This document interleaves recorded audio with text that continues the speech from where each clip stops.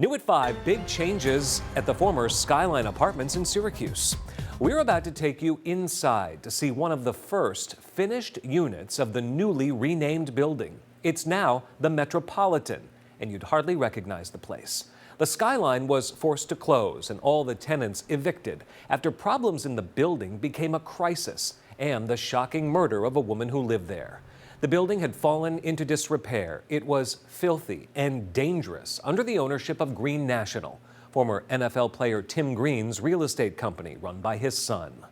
The tipping point was the murder of 93-year-old Connie Turi in the winter of 2021. She was suffocated. Her body went undiscovered for nearly 3 weeks. In the period before and after her killing, Syracuse police were responding to about 80 calls a month at the Skyline, and code violations were piling up by the many dozens. And now a first look at the ongoing facelift to turn one of Syracuse's most problematic apartment buildings into something new. CBS 5's Rachel Culver is with the Live Eye in Syracuse right now. Rachel. Michael, we spent about 2 hours inside the former Skyline, now the Metropolitan. On all 12 floors of this building, there are different stages of construction that's taking place, and the company in charge is hoping to have people living here by the end of the year.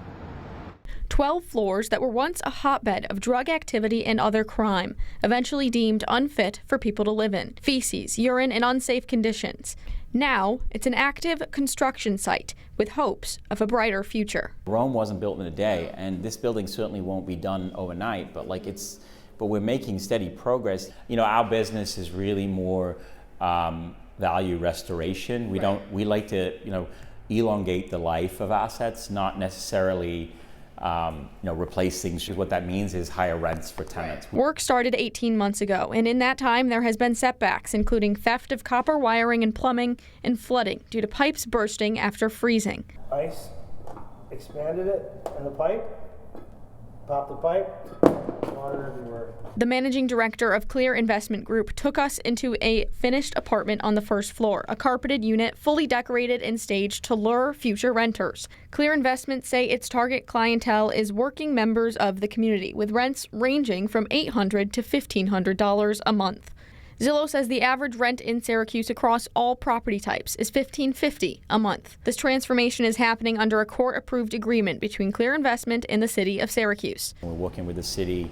The city will be here. We'll call for inspections when we are ready to occupy, and we'll have our leasing teams on the ground here, really, showing units and really trying to get people in here because I think it's a great location. The goal is to right past wrongs and return the building, which dates to the 1950s, to useful and safe housing. The accountability question is, how does Clear Investment not repeat past struggles at this property?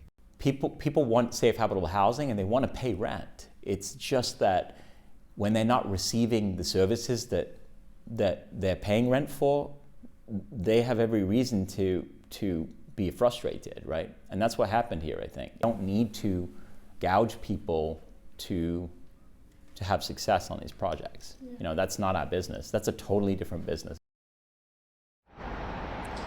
Clear Investments invited us on this tour and did not shy away from showing us parts of the project that are still very far from being done. Still, it's a level of transparency that many in the area are undoubtedly appreciative of after the years of turmoil that this property has faced. The company has a final set date for the completion of this project for April 30th.